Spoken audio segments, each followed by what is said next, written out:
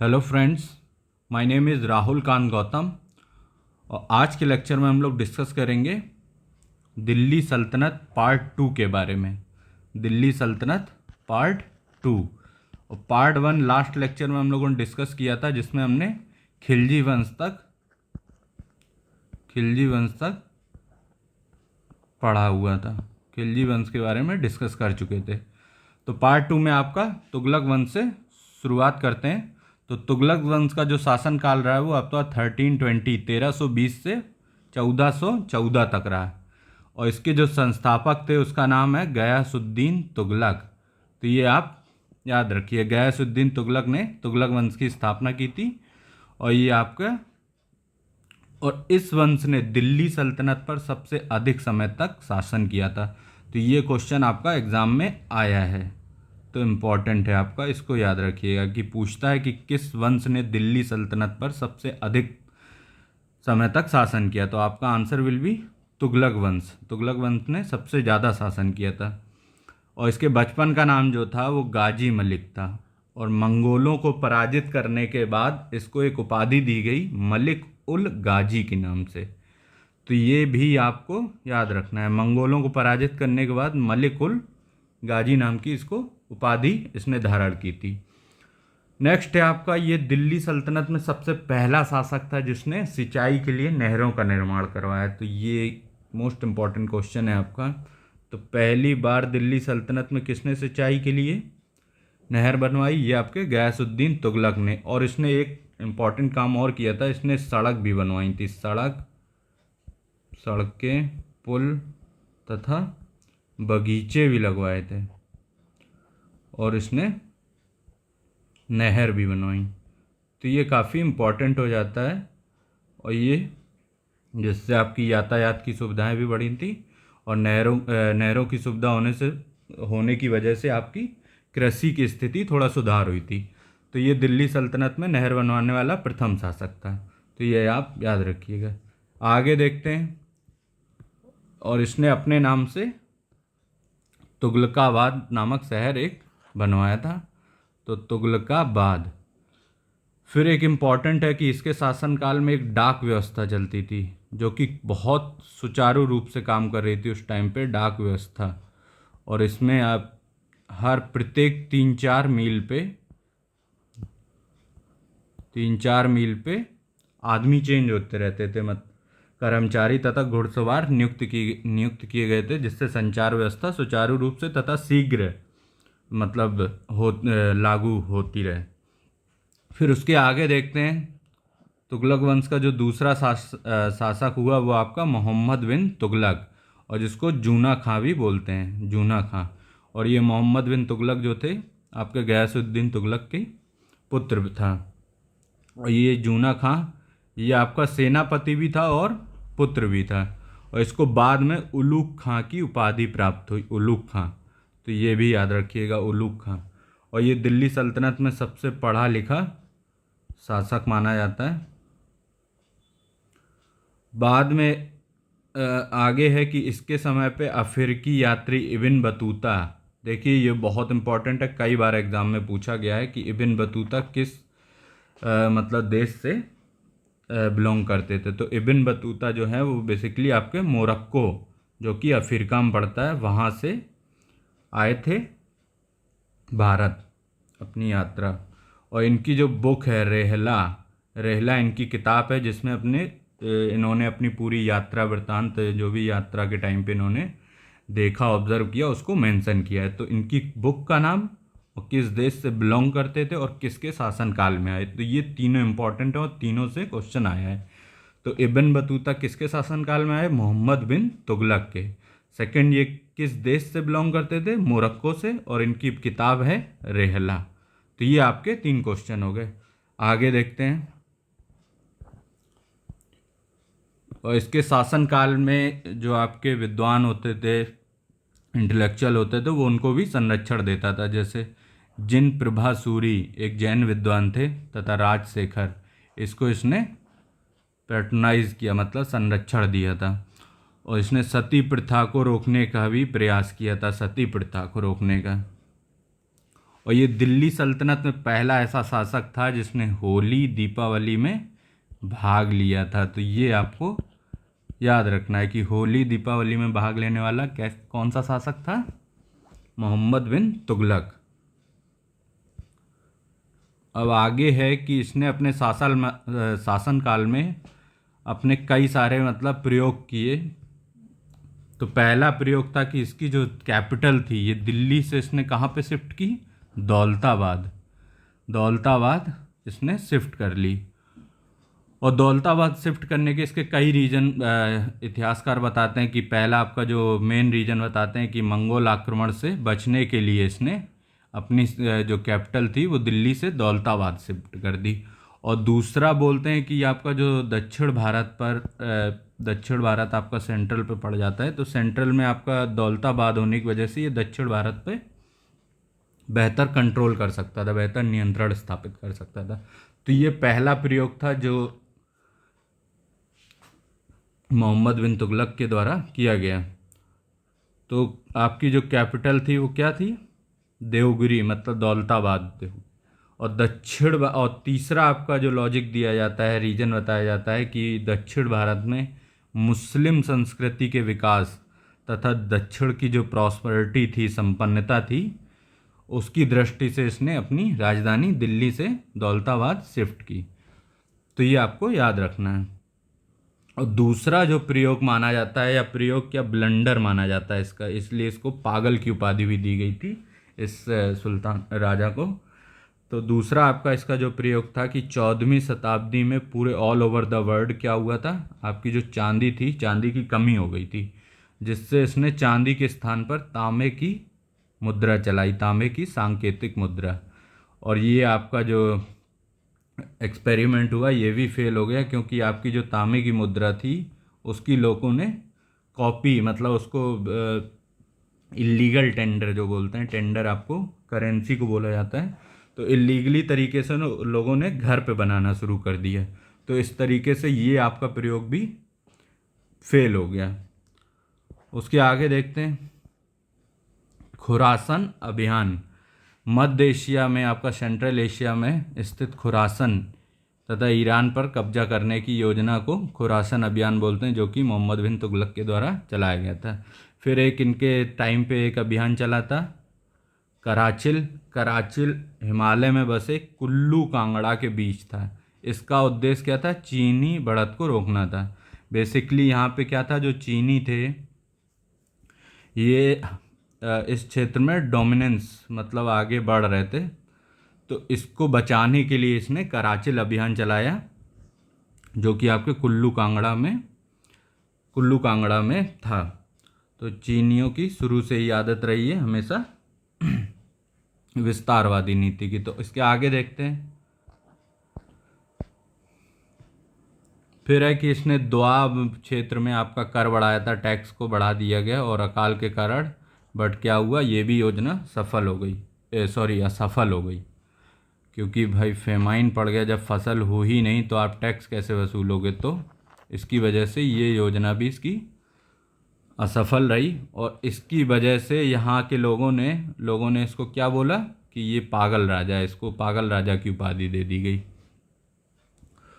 और फिर आगे है कि कृषि के विकास हेतु बीजों एवं कुआं खोदने हेतु ऋण प्रदान किया इसके शासनकाल में, जिसको तकावी, ये देखिए एग्जाम में कई बार आया कि तकावी लोन क्या होता है। तकावी, तो ये आपका क्या है, एक प्रकार से कृषि लोन है, एग्रीकल्चरल लोन था। एग्रीकल्चरल लोन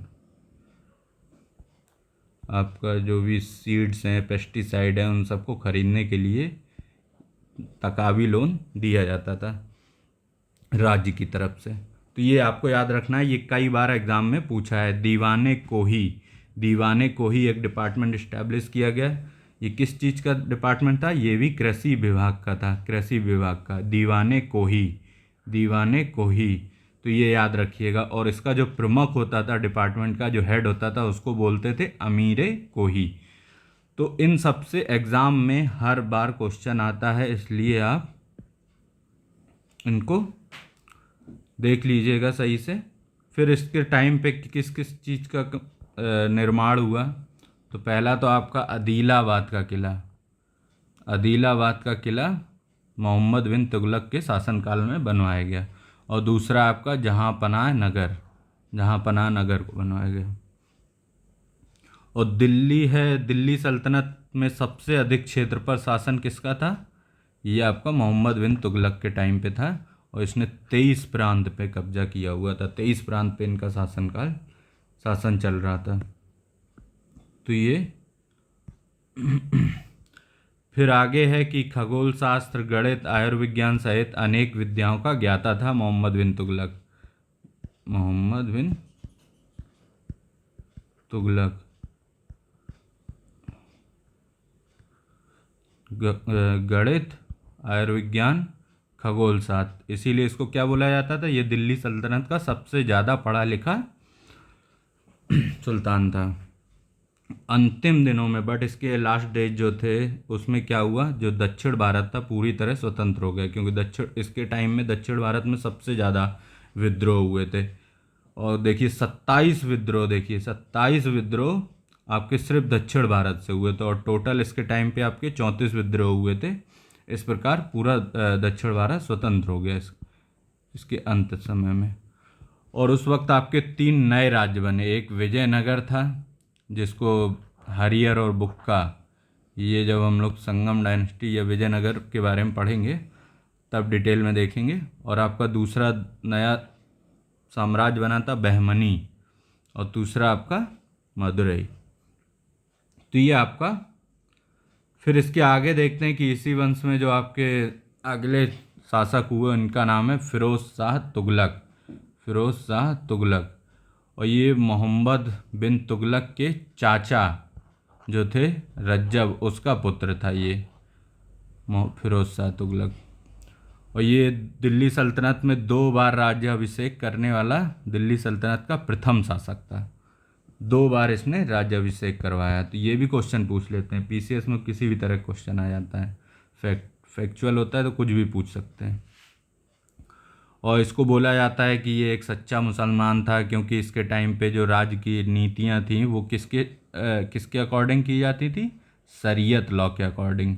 शरीयत मुस्लिम्स का पर्सनल लॉ कानून होता है कि उसके अकॉर्डिंग ये अपना पूरी उसी लॉ को फॉलो करते हैं।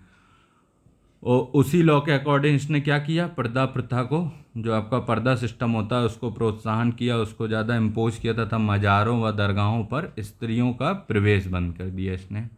क्योंकि ये शरीयत को बहुत मानता था, और शरीयत के अकॉर्डिंग इसने अपना पूरा राज्य का प्रशासन चलाया। फिर आगे देखते हैं कि किस किस प्रकार के टैक्स फिरोज शाह के टाइम पे थे। तो आपका जो खराज था, खराज एक टैक्स होता है, इसको क्या बोलते हैं? भू राजस्व कर था ये, भू राजस्व कर, खराज। खुम्स होता था युद्ध में अर्जित धन। जब भी ये किसी दूसरे देश पे या दूसरे राज्य पे अटैक करते थे, हमला करते थे, उसमें जो धन मिलता था, लूटते थे धन, उसको क्या बोला जाता था? खुम्स बोला जाता था। और जजिया होता था आपका गैर मुस्लिमों पर जजिया लगता था। ये बेसिकली हिंदू पर ही लगाया जाता था, क्योंकि बोला जाता है कि हिंदुओं को मुस्लिम शासनकाल में रहने की इजाज़त नहीं थी। तो बट जब वो जजिया कर देते थे तो उनको रहने दिया जाता था। और हिंदुओं को बेसिकली जिम्मी बोलते थे ये लोग, जिम्मी बोला जाता था हिंदुओं को। बाद में देखिए मोहम्मद बिन कासिम जब आया था तो वो हिंदुओं को जिम्मी कह के बुलाता था, हिंदुओं को नहीं, सॉरी, यहूदी और ईसाइयों को, यहूदी और ईसाई को। और जो हिंदू होते थे उनको काफिर बुलाता था। तो कासिम का मानना था कि यहूदी और ईसाई तो मुस्लिम शासनकाल में रह सकते हैं, बट जो हिंदू हैं उनको नहीं रहने दिया जाएगा। बट बाद में क्योंकि हिंदू बहुत मेजॉरिटी में थे तो उनको मारना, सब लोगों को मारना मुमकिन नहीं था, इसीलिए उसने फिर मारा नहीं, और सबको क्या बोलने लगा? हिंदुओं को भी वो जिम्मी बोलने लगा कि ये भी जिम्मी हैं और ये स्टेट में रहेंगे, बट ये क्या करेंगे? टैक्स पे करेंगे, जिसको जजिया बोला जाता था। तो ये गैर मुस्लिमों पर वहाँ पे सुरक्षित रहने के लिए ये टैक्स दिया जाता था। अब जक़ात होता था, जक़ात एक टैक्स होता था, ये मुसलमानों की आय पर 2.5%, 2.5% जक़ात टैक्स लिया जाता था। और ये एक चीज़ और है कि ये सिर्फ अमीर मुसलमानों से लिया जाता था, जो जक़ात होता था। जक़ात जो होता था, जो आपके अमीर मुस्लिम थे उनसे लिया जाता था, और इसका जो उद्देश्य होता था सिर्फ मुस्लिमों के ऊपर ही इसको खर्च किया जाता था, उनके वेलफेयर में मुस्लिम्स के ऊपर ही खर्च होता था बस।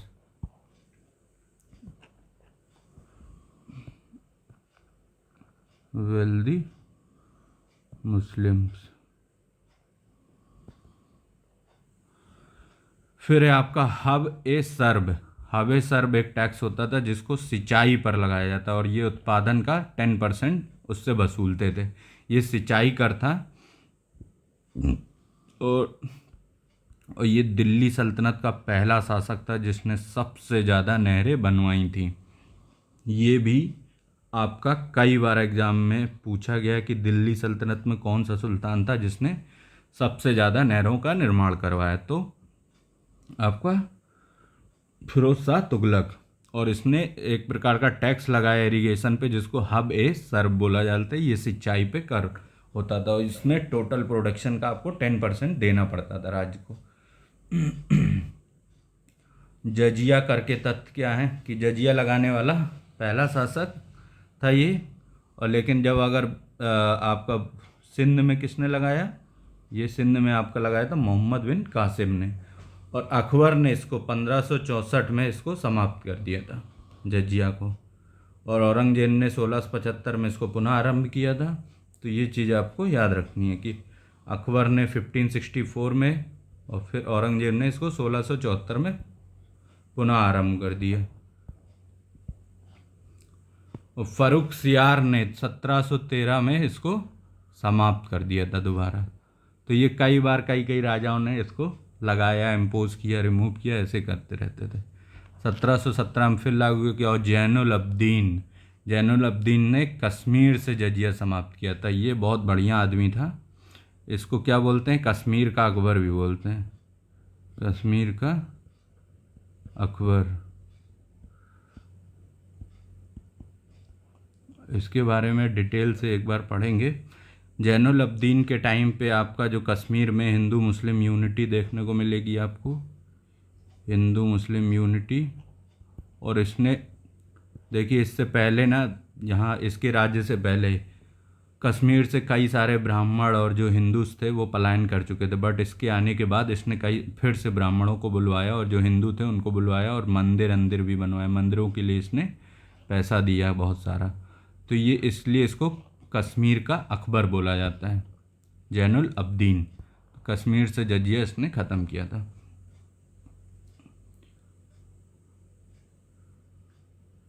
फिर आगे देखते हैं, ये लग रहा है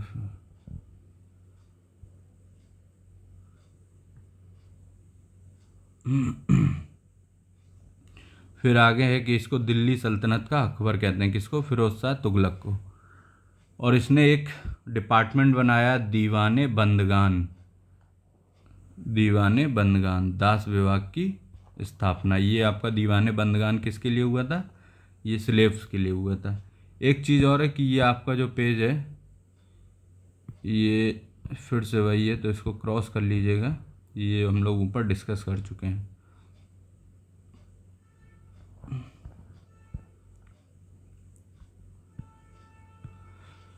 आगे है कि दीवाने बंदगान जो डिपार्टमेंट बना था वो किसके लिए बना था, दास के लिए, जो स्लेव्स को।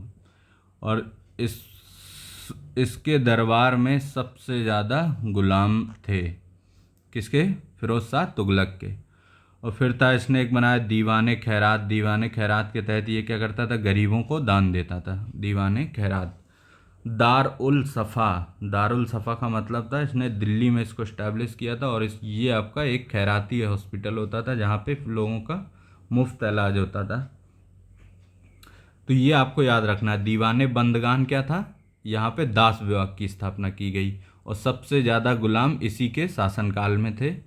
और दीवाने खैरात जो है, वो खैरात मतलब पैसा बांटना टाइप का, तो गरीबों को दान करने के लिए।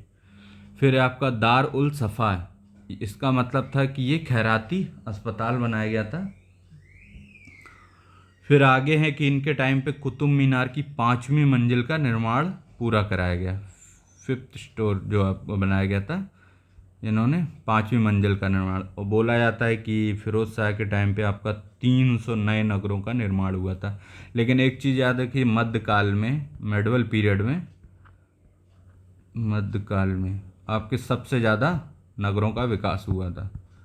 ये आपका एक प्रकार से ट्रांजिशन फेज था। तो सबसे ज़्यादा नगरों का विकास कब हुआ? मध्यकाल युग में, मेडिवल पीरियड में। और ये सिर्फ इंडिया में नहीं हुआ, आपके ये all over the world medieval period में सबसे ज़्यादा नगरों का विकास हुआ, चाहे यूरोप हो, अमेरिका हो, इंडिया हो या कहीं भी हो। तो ये चीज़ थोड़ा याद रखिएगा। फिर आगे है कि कौन कौन से जौनपुर जो है जूना खां की याद में इसको बसाया गया था। और इसको पूरब का सिराज बोलते हैं, पूरब का सिराज, पूरब का सिराज।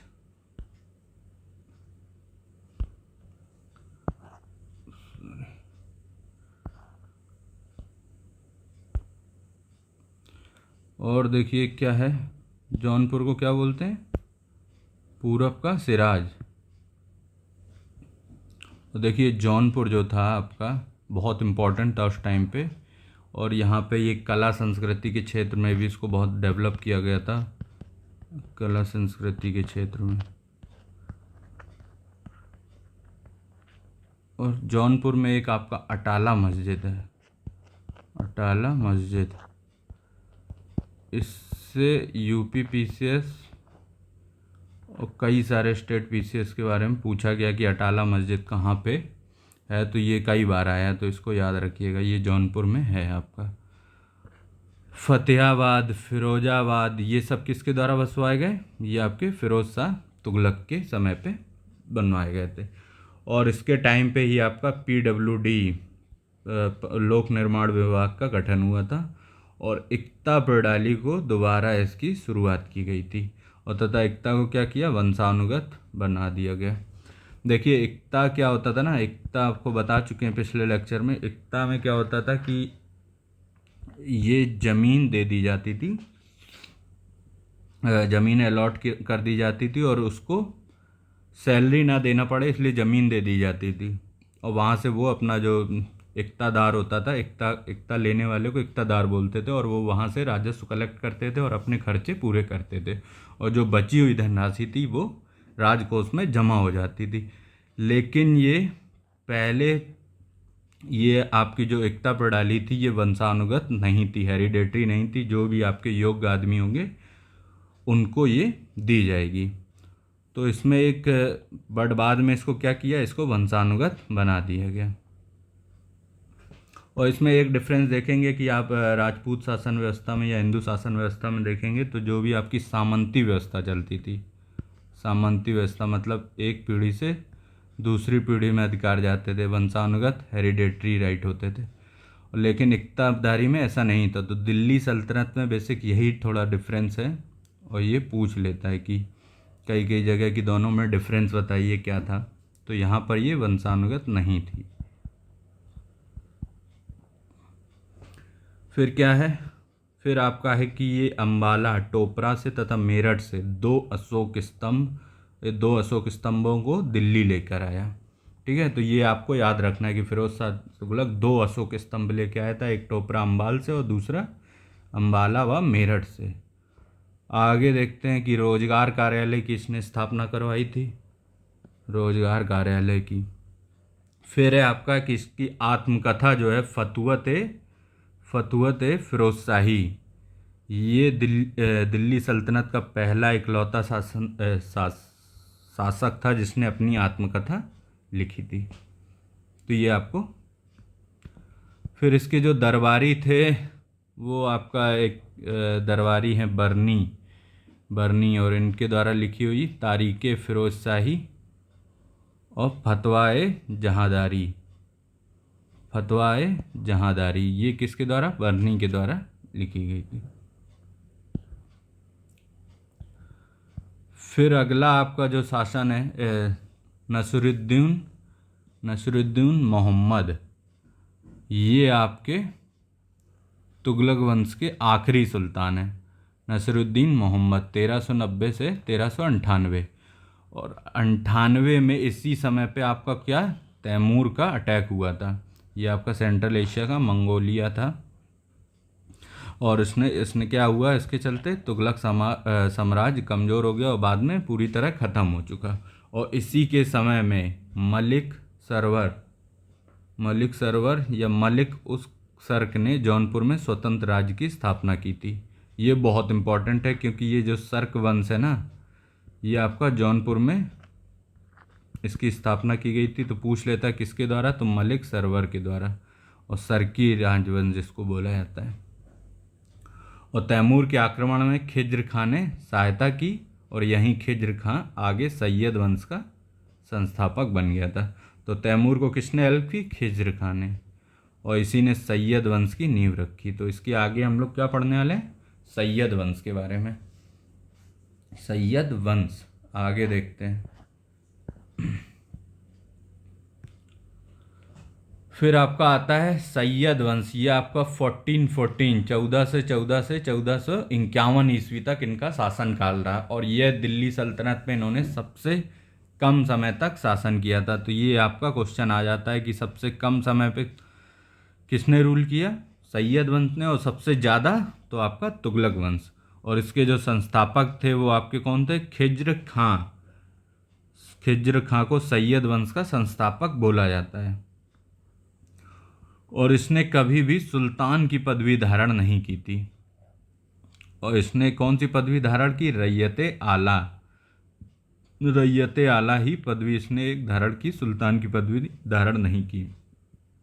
और आपका है कि इसने तैमूर के नाम के सिक्के गढ़वाए थे, मतलब चलवाए थे।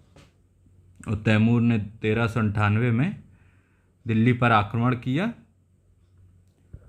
और 1 जनवरी 1399 को तैमूर फिरोजाबाद, मेरठ, हरिद्वार, जम्मू होता हुआ वापस लौट गया। ठीक है, उसके बाद ही किसको शासन दे, ये खिज्र खां को, है ना। और खिज्र खां यहाँ से अपना उसको रेवेन्यू कर भेजता रहता था।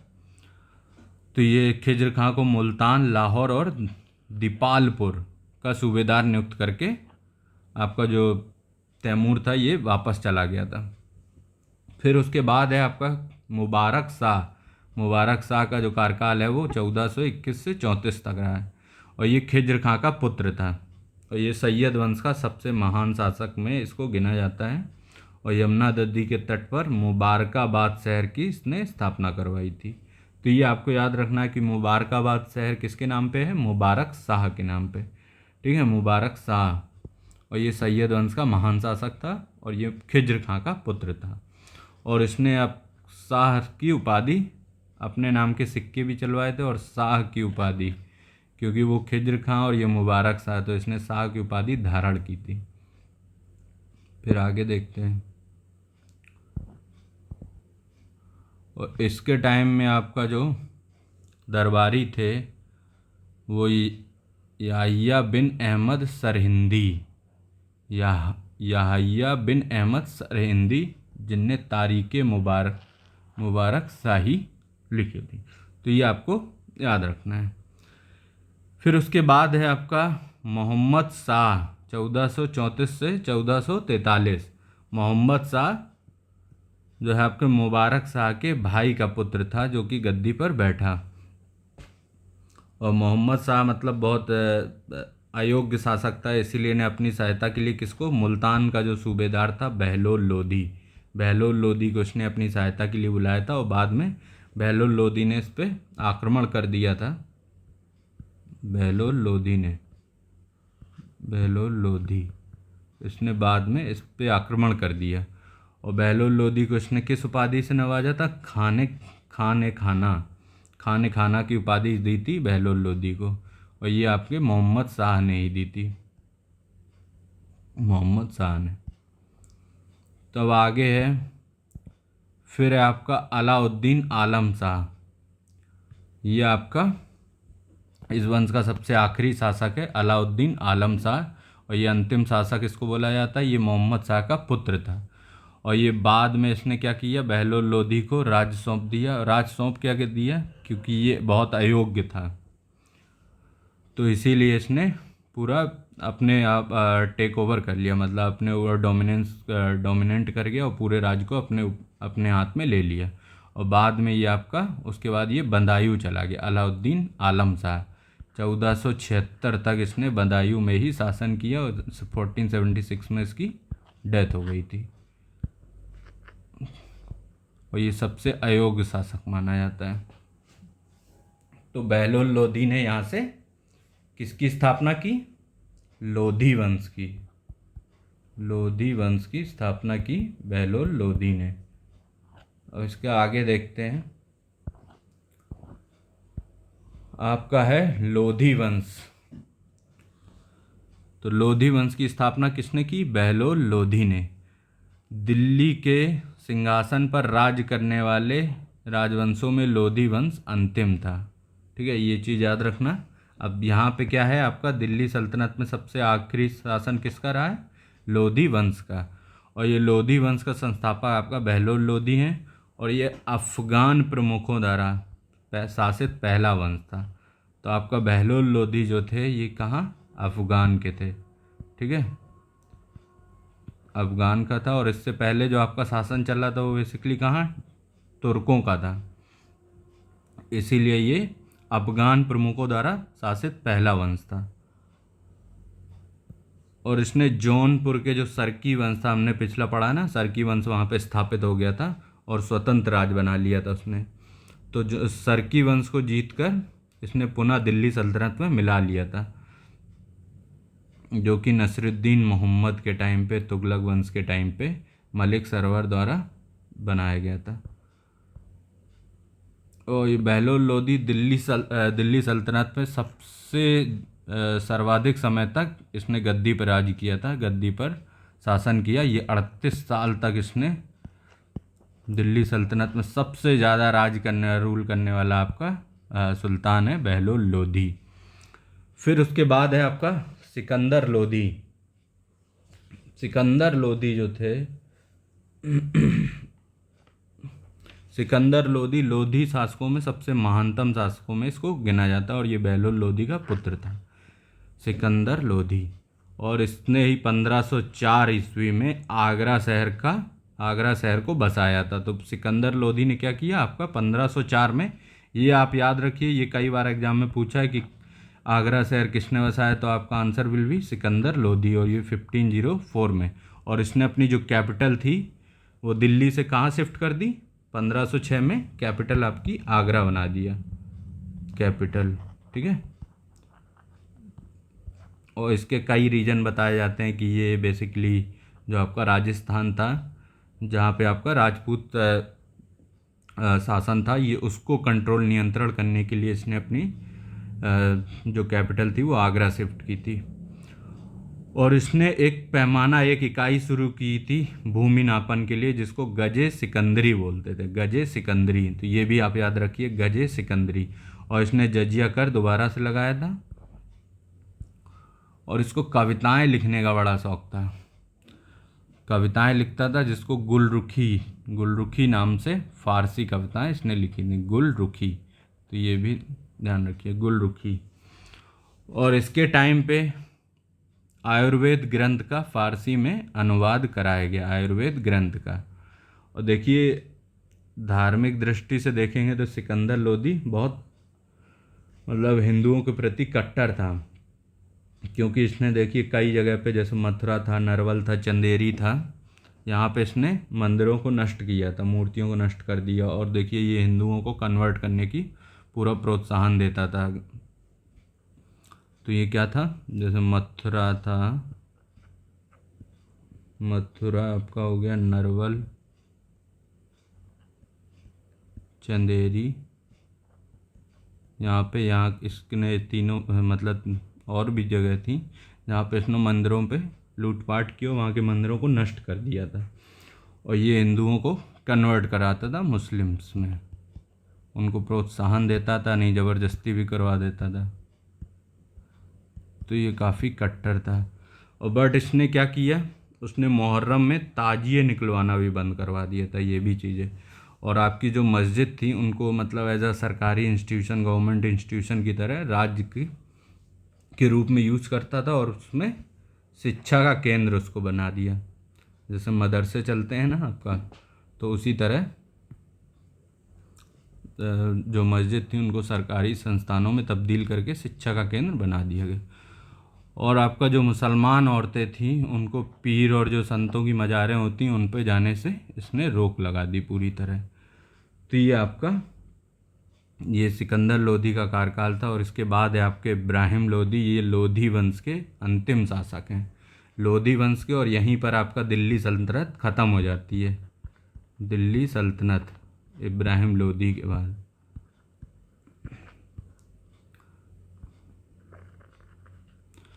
तो इब्राहिम लोधी जो थे 1517 से फिर 1526 तक इन्होंने शासन किया, और ये लोधी वंश के अंतिम शासक थे। और इब्राहिम के जो संबंध थे वो आमीरों से और दरबारियों से और राजपूतों से अच्छे नहीं थे। आमीर मतलब होता था जो भी आपके मुस्लिम्स रूलर, सॉरी,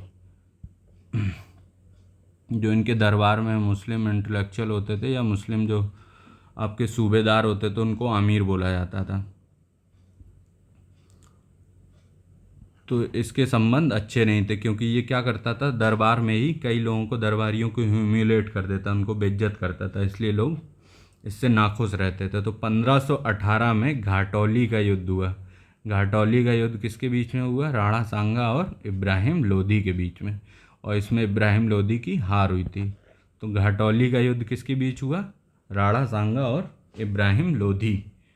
और फिर आपका जो 1526 में सबसे इम्पॉर्टेंट आपका जो वॉर हुआ, युद्ध हुआ, ये आपका था पानीपत का पहला युद्ध।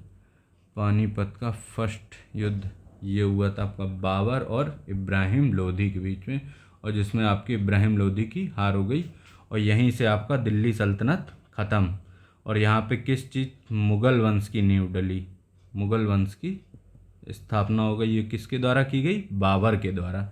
और देखिए बाबर कोई ऐसे ही नहीं आया था, बाबर को बुलाया किसने था, बाबर को इब्राहिम लोधी के जो अंकल थे और पंजाब के गवर्नर भी थे दौलत खां लोधी, इनके द्वारा बाबर को निमंत्रण भेजा गया था। और राणा सांगा, इन दोनों लोगों के इनविटेशन से बाबर इंडिया आया और उसने इब्राहिम लोधी पे अटैक किया।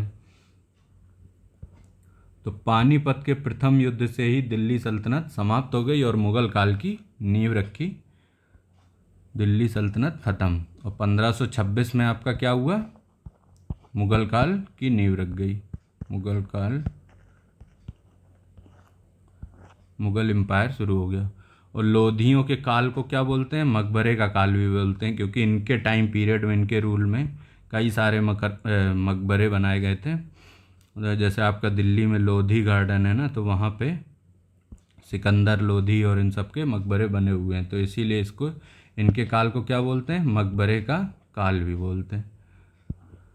आगे है, सिकंदर लोधी ने बनवाया था बहलोल लोधी का मकबरा, बहलोल लोधी का मकबरा। और लोधी गार्डन में आपको बड़े खां छोटे खां की समाधि। और इब्राहिम लोधी ने आपका जो बनवाया सिकंदर लोधी का मकबरा। तो ये आपको याद रखना है, सिकंदर लोधी का मकबरा कहाँ है, दिल्ली में है, और ये लोधी गार्डन में स्थापित किया गया था। तो ये आपका दिल्ली सल्तनत आपका यहाँ पे ख़त्म हो जाता है। और ये आपका जो आखिरी राजा था दिल्ली सल्तनत का, वो कौन था, सुल्तान, ये आपका इब्राहिम लोधी था। ठीक है, इब्राहिम लोधी।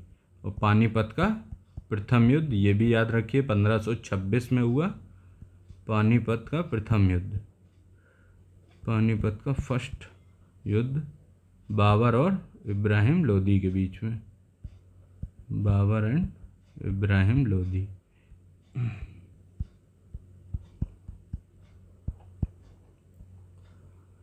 तो ये आज का लेक्चर आपका ख़त्म होता है। अगर वीडियो अच्छा लगा तो प्लीज़ चैनल को सब्सक्राइब कीजिएगा। चैनल का नाम गौतम एकेडमी है। और लाइक कीजिए, सब्सक्राइब कीजिए एंड कमेंट कीजिए। Okay, thank you.